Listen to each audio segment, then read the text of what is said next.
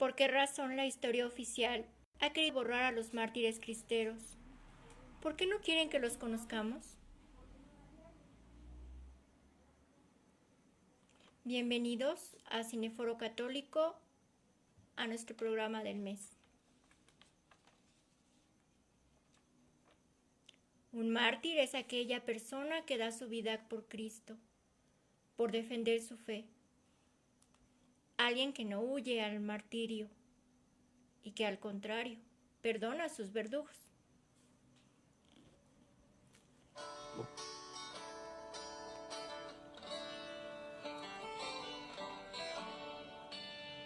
Yo quiero ir a las montañas, yo quiero ir a pelear, que yo también quiero morir por Cristo, quiero mi sangre derramar. Han profanado las iglesias y pisoteado al Señor. Ya no es tiempo de escondernos, hacen falta soldados, hace falta varón. Corazón cristero, pues voy a brillar hasta el fin, que ahora es tan barato el cielo, morir para vivir. Corazón sin miedo, que niño es gigante en la fe, que dicha es caer con este grito,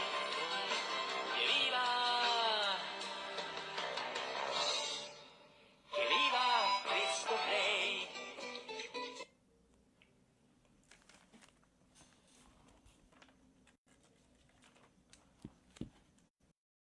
Agustín de Iturbide. Muchos se preguntan ¿qué hace él si estamos hablando de la guerra cristera? Una guerra que se da en finales de 1926 y termina hasta el 31. Bueno, pues hay historiadores, en este caso, gran parte de la información que vamos a vertir en esta plática, pues estamos basándonos en los libros de Jan Meyer, un historiador que se encargó de pues ir hacia las fuentes, ¿no? Hacia los testigos presenciales de estos momentos, hacia la historia, a recopilar todo aquello que pudiera darle este contexto a toda esta guerra cristera. Y viene desde ahí. Agustín Iturbide finalmente fue la persona que consumó la independencia. Él pues era católico, él tenía su idea de hacer un gobierno desligado de España, o sea, independiente.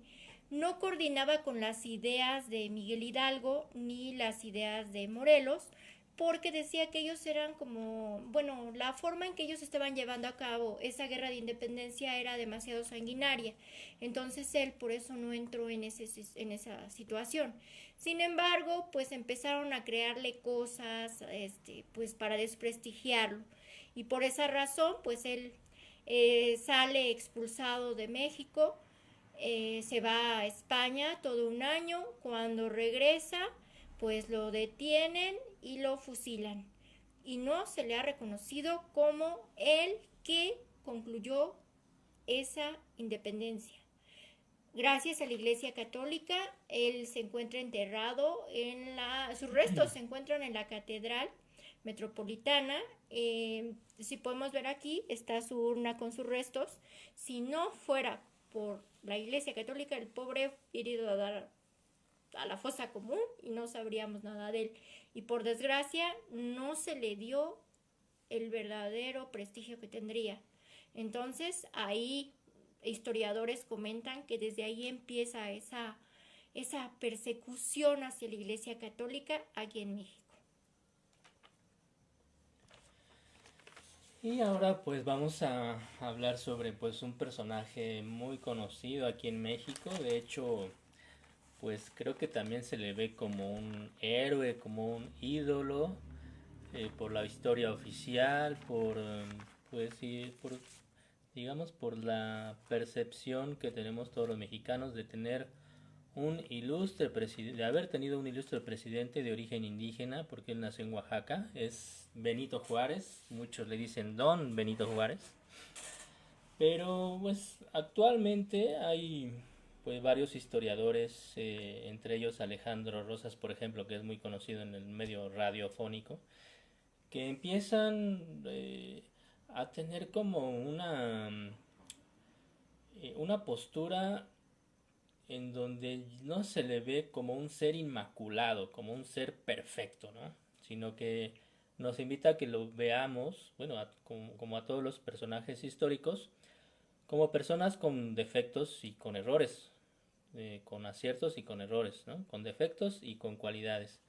Bueno, pues Benito Juárez yo creo que también debería de verse pues, de una forma, con una visión más realista, ¿sí? O sea, digamos que no tan no idolatrarlo, sino que verlo como un ser humano que también tuvo sus errores, ¿no?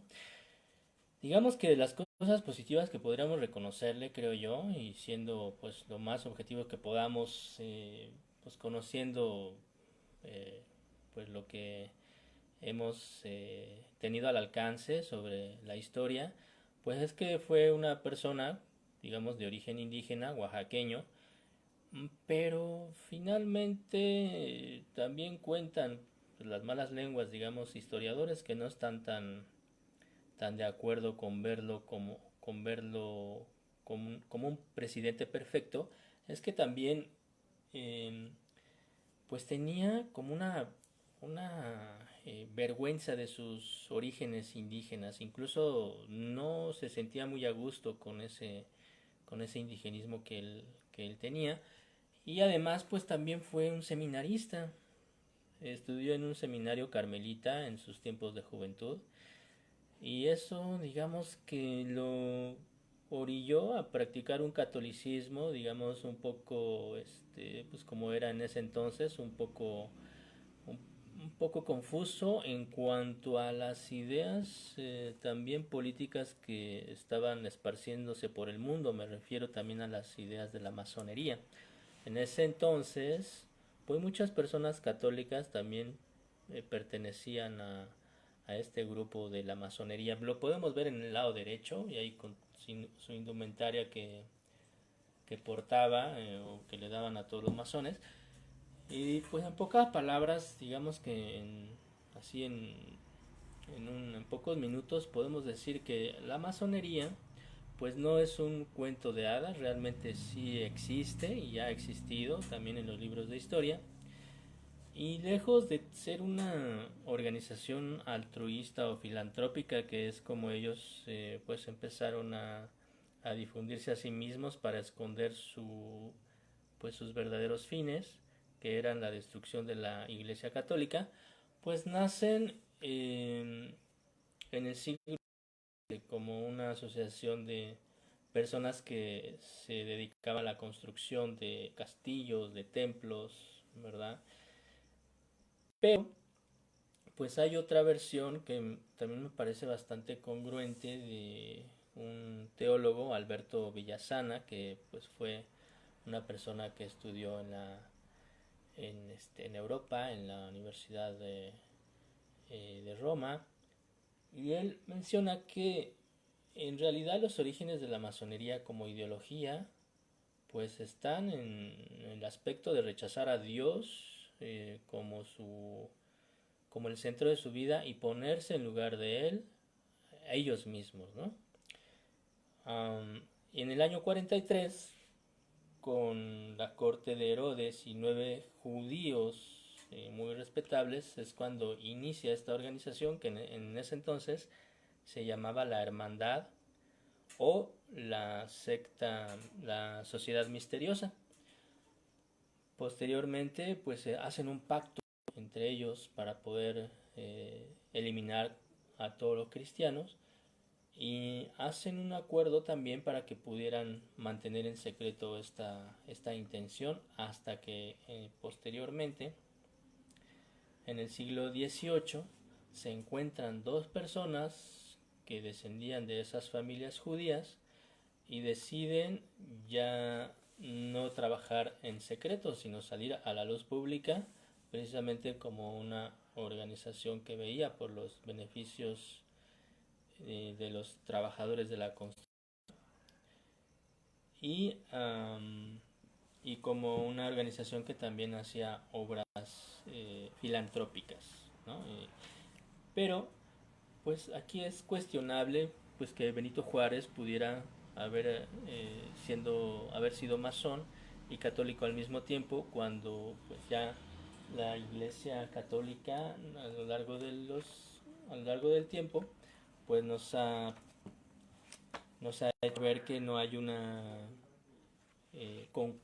concordancia con los ideales masónicos, que son el poder vivir libre, sin ataduras de ningún tipo y obedeciendo solo a su razón, y en donde el cristianismo nos invita a ver a Dios como el único Dios creador de todas las cosas, ¿no?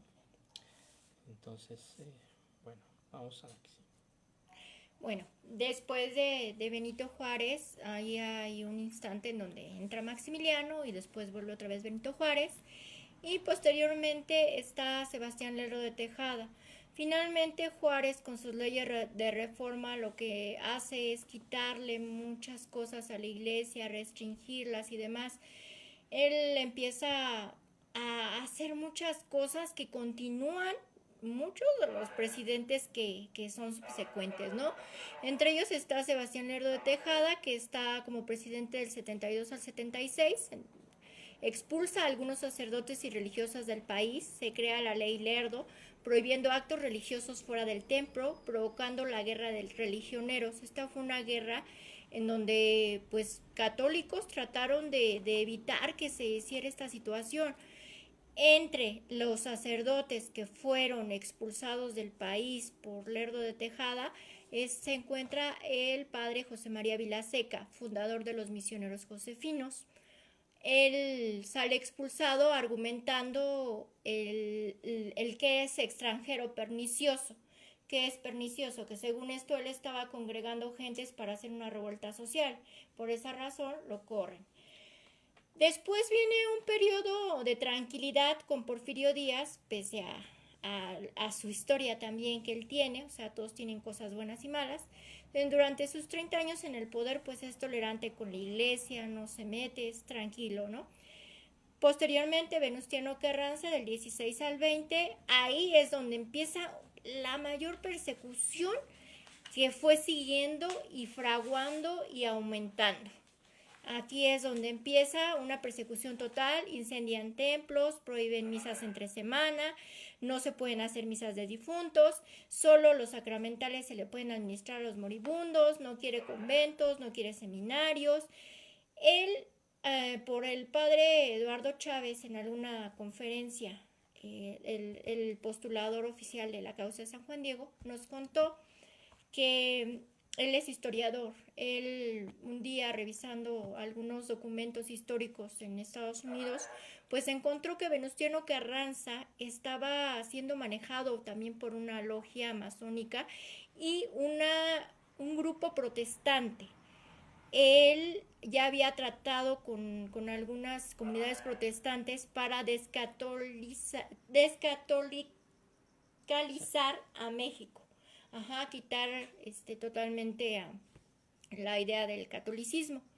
Posteriormente, ahí aparece, no está aquí, pero aparece la figura de Victoriano Huerta.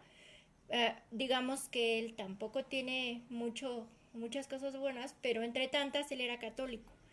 Y él sí se mostró respetuoso con la iglesia, lo que le generó muchos problemas y tal vez la causa de su muerte, ¿no?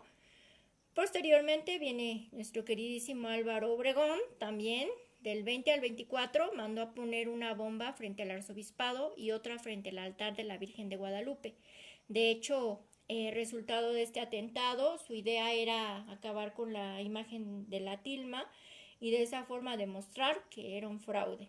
Entonces, ¿cuál va siendo su sorpresa de este señor? Que no le pasa nada a la Virgen, a nuestra imagen, se destruye un Cristo que estaba ahí, se dobla, de hecho le llaman el Cristo del atentado y se encuentra en la basílica entrando del lado derecho, ahí está en un nicho.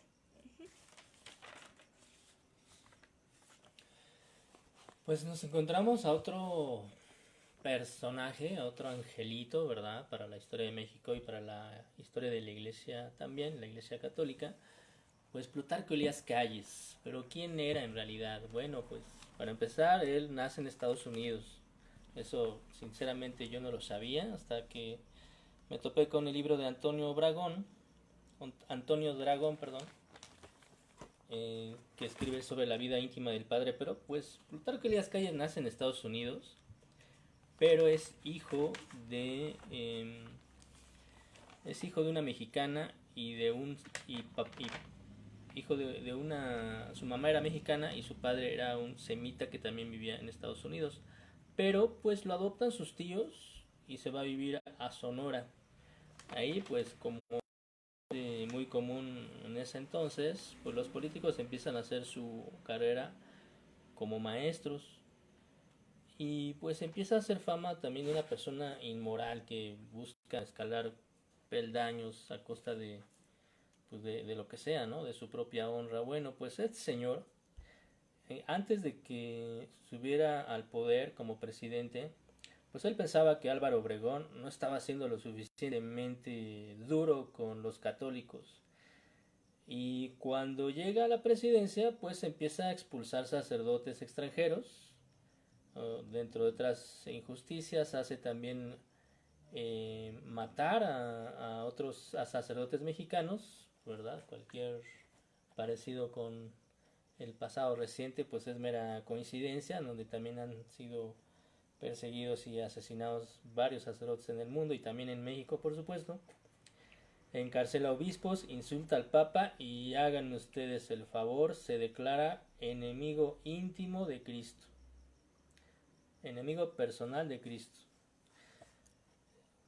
Y se atreve a decir en 1925 que una luz nueva va a disipar las sombras del fanatismo hasta los últimos confines de México. Bueno, pues con todo esto, en 1926 se promulga la ley Calles. ¿Qué es lo que decía esta grandiosísima ley? Bueno, pues lo que estipulaba era que se tenían que cerrar escuelas católicas, disolver institutos religiosos y prohibir todo acto exterior de culto fuera de las iglesias, aún en las casas particulares. Bueno, pues una muestra de la persecución hacia la iglesia y de la violación a los derechos de las libertades religiosas, pues queda de manifiesto, ¿no? Con este señor Plutarco Elías Calles.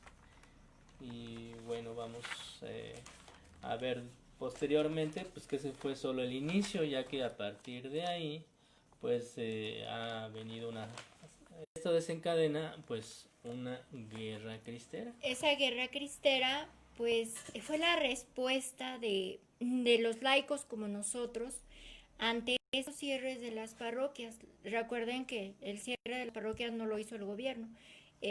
Fue la respuesta que la iglesia tuvo que darle al gobierno ante todas estas restricciones que les ponían. Entonces, el pueblo ávido, sabido de que ahí, en ese lugar, en ese templo, se estaba llevando en cada misa el traer de nuevo a Jesús y ahí se estaba enalteciendo en el sagrario, pues el pueblo reaccionó, empezaron a congregarse estas personas y a levantarse en armas.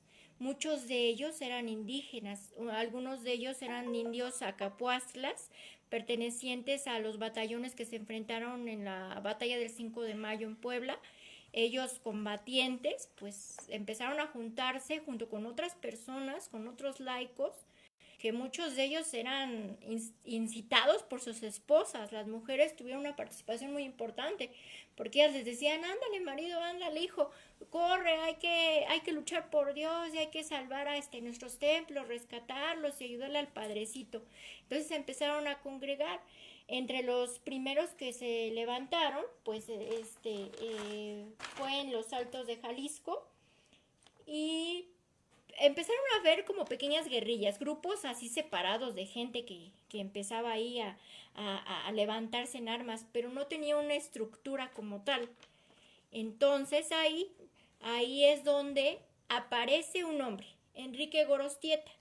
Enrique Gorostieta es convocado por la Liga Defensora de la Libertad Religiosa. Esta liga, digamos que era la parte intelectual, los que planeaban todo desde la trinchera. No tomaban armas, pero sí planeaban toda esta situación. Entonces ellos a su vez contratan a Gorostieta. Gorostieta había sido general del ejército, él ya estaba retirado.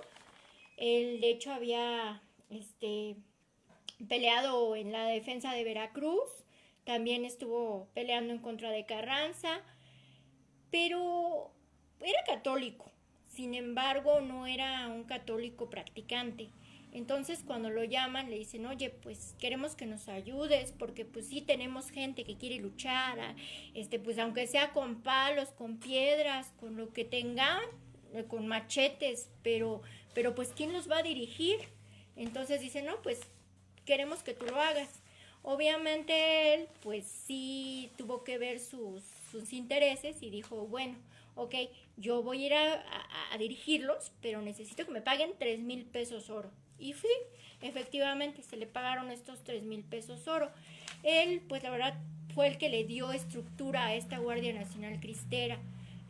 Su escudo original es este que tenemos de este lado, que es del 26 al 29, y su lema es Dios, Patria y Libertad. Ahora, en la actualidad, todavía existe la Guardia Nacional Cristera y es este símbolo de este lado, ese es su escudo. Ahora dice Guardia Nacional Cristera, viva Cristo Rey, viva Santa María de Guadalupe. Aún permanece, es un movimiento de oración, de custodia en oración, pero está formado por nietos y por algunos cristeros sobrevivientes. Entonces, bueno, Gorostieta elaboró un plan cristero conocido de los Altos de Jalisco, pero él no estaba a favor de las negociaciones del momento en que, según esto, iban a dar por concluido la guerra cristera, donde se iba a firmar un acuerdo con el gobierno. 19 días antes de la firma de este tratado, pues es emboscado y traicionado. Sin embargo, él tenía razón. El gobierno no respetó ese acuerdo. El gobierno, según les hizo creer, que si ellos firmaban ese acuerdo donde ya iba a haber paz, no había problema. Pero resulta que les empezaron a pedir los nombres de todos los cristeros, que era el mote despreciativo que utilizaba el gobierno como para burlarse. Ay, esos cristerillos, esos que siguen a su Cristo. Cuando no, le dio el verdadero nombre, cristeros, que morían por él, ¿no? Entonces, Gorostieta, pues, tenía razón.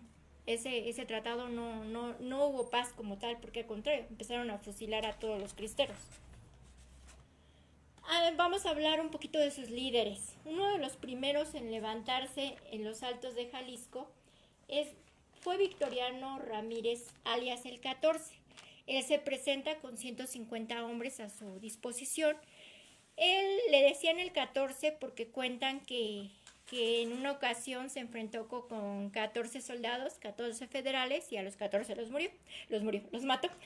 Entonces él pues era una de las cabezas principales, pero desgraciadamente pues también era muy, ¿cómo le puedo llamar? Explosivo, muy impulsivo, y eso generaba como que rencores entre los mismos jefes, ¿no? Y pues por desgracia él muere pues asesinado por su propia gente, ¿no? Fusilado por ellos, por ahí rencillas. Como en todas las familias, hay de esos. Aquí hay una parte que sí es necesario que conozcamos. También hubo sacerdotes que participaron y sacerdotes que participaron de dos formas. Una, pues siendo capellanes, le llaman ellos capellanes militares, en donde los apoyaban a los grupos cristeros con oración, oficiaban misas en cada uno de los campamentos, exponían al Santísimo antes de cualquier enfrentamiento, de cualquier guerra, 24 horas se la pasaban en oración, haciendo guardias, comulgaban, se confesaban. Esos eran los sacerdotes que apoyaban en la oración. Sin embargo, de esos 100 sacerdotes que apoyaron en oración, hubo 5 sacerdotes que decidieron tomar las armas. Ellos pues quisieron ser parte activa de este movimiento. Entre ellos está el padre José Reyes Vega, que vemos ahí en su caballo, y el padre Aristeo Pedrosa. Hubo otros 2 sacerdotes más, uno que se llama el padre Pedro González y el padre Pérez Aldapa. Obviamente pues ellos tomaron las armas, entonces pues no se les dio el trato de héroes, por así llamarlos. En el caso del padre Aristeo Pedrosa, que vemos vestido de blanco, él pues fue jefe de operaciones militares nombrado por Gorostieta. En el caso del padre José Reyes Vega, pues llegó a ser general. Hay ciertas historias sobre ellos de que también llegaron a ser un poco impulsivos, pero pues finalmente era una guerra. Ellos pues hicieron lo que pensaron que era mejor. Y bueno, pues sí, finalmente nos encontramos también con esa, pues esa situación que muchas veces está fuera de control en las guerras. Hay ocasiones en que los seres humanos pues nos equivocamos en nuestra forma de dirigirnos, pero pues tengan la seguridad que en todo momento las personas que participaron en este levantamiento, muy desfavorable por cierto en un inicio, porque pues el regimiento entrenado y armado pues era el ejército, y por lo tanto pues los primeros años pues era totalmente desfavorable para los cristeros. Entonces esa desesperación de ver cómo es aplastado el pueblo en su fe, pues también llevó a muchos sacerdotes incluso a tomar las armas, haciendo pues también uso de su libertad, ¿no? Y responsabilizándose también de las consecuencias. Es algo que es mejor, créanme, que estar indiferentes y estar pensando que no pasa nada, o que pues los católicos debemos de aceptar todas las injusticias habidas y por haber. Entonces entiendan por favor a lo que me refiero con la situación que estamos viviendo en muchos países, ¿no? Y bueno, José Sánchez del Río, pues híjole, creo que todos los mexicanos deberíamos de conocer su historia y sentirnos orgullosos pues, de haber tenido en esta tierra, en este país, pues a un, yo diría que un hombre, a pesar de que tenía 14 años, muy valiente, porque lo hizo de una forma, o sea, su fe la defendió de una manera increíble, ¿no? Alistándose, ofreciendo también pues su vida misma a los generales que comandaban el regimiento que estaba pues en su tierra, en los Altos de Jalisco. Y pues él finalmente creo que es un cristero pues que sale, es poco común, ¿no? Escapa totalmente de los estándares de los niños o de los jóvenes de su edad, ya que tenía 14 años.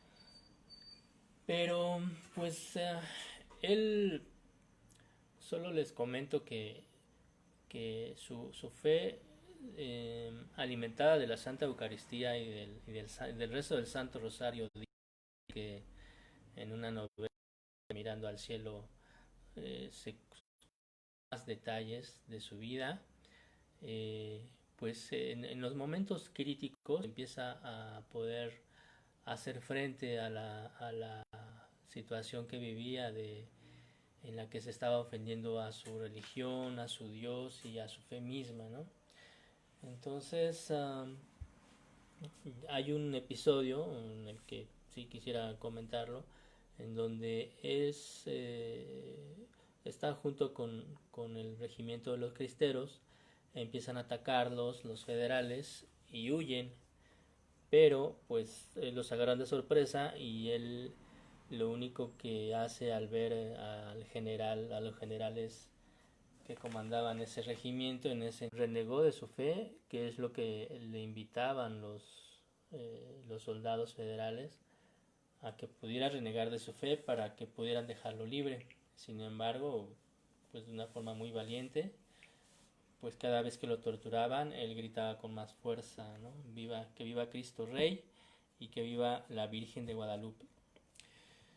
Y bueno, pues y de hecho hoy es un día muy especial porque hoy, un 16 de octubre, pero del 2016, hace 4 años, pues fue canonizado. Y aunque pues él realmente murió o lo asesinaron un 10 de febrero, por lo que pues nos encomendamos también a su intercesión para que la juventud mexicana y pues toda la iglesia también aprendamos pues a defender la fe y los templos, porque él también decía que la casa de Dios, o sea, la parroquia, era casa de oración y que no era un establo, ¿no? Algo que le acarreó también pues más problemas, torturas más fuertes de parte de sus captores, incluso de su padrino Rafael Picasso, que fue quien lo torturó por haberle matado a sus gallos, ¿no? Que los habían puesto dentro de una parroquia que las utilizaban pues como establos y bueno, profanando el templo totalmente, ¿no? Entonces, pues que San José Sánchez del Río ruegue por nosotros y pues que viva Cristo Rey, como él decía. Beato Anacleto González Flores. De hecho, él es el santo patrono de los laicos. Él le llamaban, era conocido como el maestro Cleto. Él pues nace en Jalisco en 1888. Fue seminarista un tiempo, solo que se dio cuenta que pues su lugar no era en un seminario. Entonces ingresa a estudiar Derecho a la universidad. Él tenía una pequeña deformación en su cuerpo, una jorobita que se le había hecho porque de niño pues eran muy pobres sus papás y lo hacían que vendiera rebozos que su papá fabricaba. Entonces, como cargaba los rebozos, la posición en la que él los cargaba para un cuerpo débil y pequeño, pues le generó esa pequeña joroba. Pero bueno, él no fue impedimento para que él creara, a raíz de toda esta situación que estaba viendo con la iglesia, la Asociación Católica de la Juventud Mexicana. Era una de esas asociaciones intelectuales que se dedicaban a vigilar toda esta situación de la guerra cristera. Había 3 bastiones, digamos que estaba el de los intelectuales, que eran los que planeaban. Por otro lado estaban los líderes generales y demás que tomaban las armas. Por otro lado, el ejército de cristeros, los hombres valientes que estaban dispuestos a ofrecer su vida por Dios. Y había uno más, el de las mujeres. La mujer lo que hacía en ese momento, había 2 brigadas, la brigada Santa Juana de Arco y la brigada de las Bonitas. Ellas lo que hacían era transportar armas a escondidas. Lo que hacían también era pues darles alimento pues a los cristeros, ocultarlos y ocultar a los sacerdotes que así lo requirieran. Entonces ellas también fueron muy importantes. Pero bueno, regresando a Anacleto, Anacleto hace algo importante. Él escribe en una revista que él funda que se llama Gladium, que significa espada. Él decía, bueno, yo no soy para ir a tomar un fusil ni tomar un machete, pero lo que sí puedo hacer es actuar con mis palabras, con mis escritos. Dentro de uno de los grupos de WhatsApp en donde estoy, conozco a un sobrino nieto precisamente de Anacleto González Flores y comenta que uno de sus tíos abuelos comentaba que un hermanito de Anacleto, que cuando ellos estaban chiquitos, Anacleto los llevaba casa por casa para que fueran a dejar unos panfletos, unos volantes, para avisar a todos los cristeros cómo iba a estar el asunto, quién iba a distribuir las armas, todo esto, ¿no? Él fue un hombre a carta cabal, dirían. Él estaba preocupado por su país, por su iglesia, por Dios, por la guerra, por todo. Entonces, él es buscado precisamente por el gobierno, lo encuentran y al localizarlo a él, lo que hacen es obligarlo a que les diga dónde se encuentra el arzobispo de Guadalajara. Y él les dice, y aunque lo sepa, no se los voy a decir. Entonces lo que hacen es tomarlo de los pulgares y lo cuelgan de los pulgares. En ese momento él sufre un dolor intenso, pero no dice que no y no va a decir nada. Entonces lo que hacen es romperle fracturarle los brazos y las piernas para generarle mayor dolor y que de eso él dijera la verdad, dónde estaba el arzobispo. Y él dijo, no sé, y aunque lo dijera, no lo voy a decir. Después de esto, lo que hacen es desollarle, al igual que Joselito, le desollan la planta de los pies para obligarlo a tener más dolor y de esa forma confiese. Él dice que no va a decir. Y por último, lo que hacen es matarlo. Le dan un bayonetazo en la cara y pues lo cosen a balazos, ¿no? Él pues en ningún momento renegó ni quiso decir nada. Lo único que sí dijo fue, yo muero, pero Dios no muere y viva Cristo Rey. Ese fue su grito de batalla de Anacleto González Flores. Santo Toribio Romo pues también fue un sacerdote. En 1928 es cuando lo asesinan, 2 años después de que matan a Joselito. Y bueno, de él no tomó las armas, por eso pues también es declarado santo, porque pues su lucha era de no violenta, digamos, bueno, no violenta en el aspecto de que no derramó sangre, ¿no? Digo, en una situación extrema, pero pues era de los sacerdotes que confesaba a los cristeros, los acompañaba también en sus viajes para que pudieran tener pues ese acompañamiento espiritual, esa recepción de los sacramentos, de la confesión, de la Santa Eucaristía, porque pues no eran soldados, no eran cristeros que en su mayoría no eran cristeros que no les importara su vida espiritual, al contrario, eran gente que tenían una plena conciencia de lo que estaban haciendo y de vivir la fe cristiana pues en su vida diaria, ¿no? O sea, digamos que no eran de los bandoleros que se iban a la bola y pues vamos a robar y a saquear haciendas, aunque pues como en toda guerra pues siempre pues suceden abusos y pues gente que también se sale de control, ¿no? Pero bueno, Santo Toribio Romo empezó a ser reconocido cuando muere, por supuesto, después de muerto, por los migrantes que viajaban a Estados Unidos. El lugar donde él vivía, donde estuvo más tiempo, pues fue en los Altos de Jalisco. Eh, y, y cuando la gente viaja a Estados Unidos, sobre todo los migrantes ilegales o legales, ¿verdad? Pero que quieren llegar a Estados Unidos, pues tienen esa ruta, ¿no? Por el occidente, pasan por Guadalajara, Michoacán y demás. Y muchos migrantes declaran haber sido ayudados por una persona que les ayudó a llegar a Estados Unidos o incluso a legalizar sus papeles, y cuando regresan ya con una situación más estable y lo conocen a través de fotografías y de imágenes en el templo que actualmente se está construyendo, pues se dan cuenta de que fue él mismo, fue la misma persona que los ayudaba en el camino. Es decir, de alguna u otra forma, Santo Toribio pues tomó, como se acuerdan cuando estuvimos platicando la historia de Toby y de su hijo Tobías, pues parece ser que Santo Toribio pues tomaba forma humana y así ayudaba a los migrantes. Y de hecho hasta algunas personas piensan, bueno, cuentan que su cara también la llegaban a ver con pelo rubio y con una tez más blanca, ¿no? O sea, digamos que ya con rasgos más de estadounidenses. Pero bueno, actualmente en esa región del país, en el occidente, en Guadalajara, en Jalisco y Michoacán, pues es muy conocido y muy querido como santo de migrantes por esa misma razón. Pues sí, antes de pasar con Pedro, con el padre Pedro Esqueda.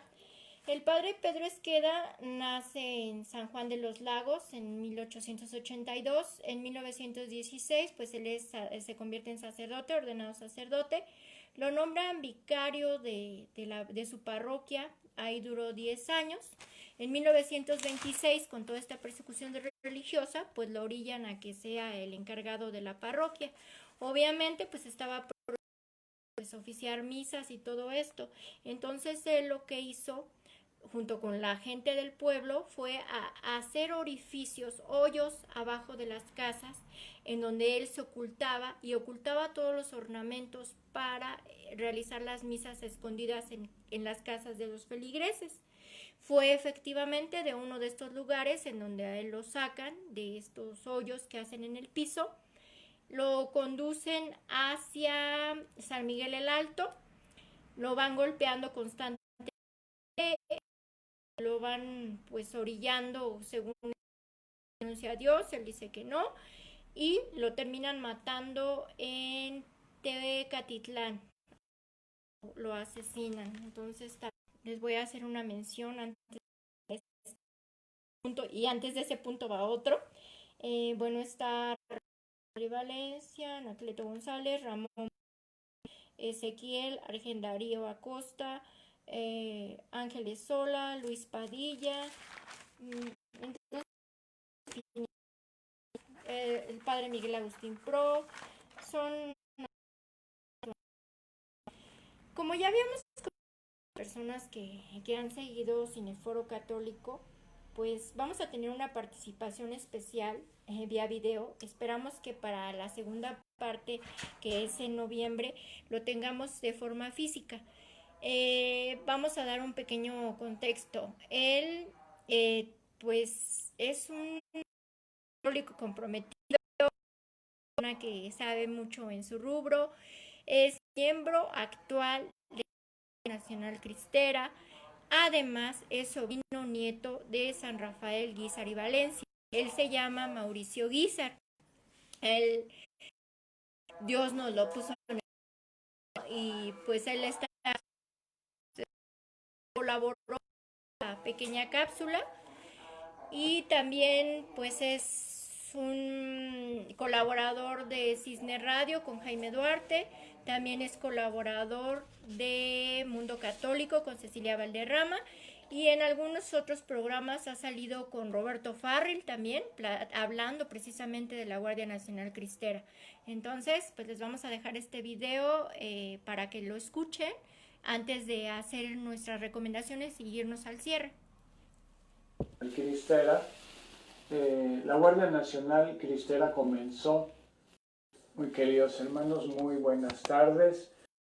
Bueno, pues vamos a platicar un poquito de lo que es la Guardia Nacional Cristera, defender la fe católica, pero y las libertades humanas y cristianas, libertad de pensamiento, de credo, de acción, de reunión, etc., en contraposición a las malvadas leyes destructoras de la libertad de Plutarco Elías Calles, fundador del Partido Nacional Revolucionario, que después fue el PRI. Entonces, sanan armas, aviones, avionetas, ametralladoras, etcétera, con las cuales poder vencer a los católicos que se habían levantado para alzar la voz en contra de los atropellos terribles de Calles. Y entonces, bueno, pues el Santo Padre mandó la orden, sin conocer la situación a fondo, de que los católicos cristeros depusieran y obedecieron. Primero había sido dirigido este movimiento del ejército cristero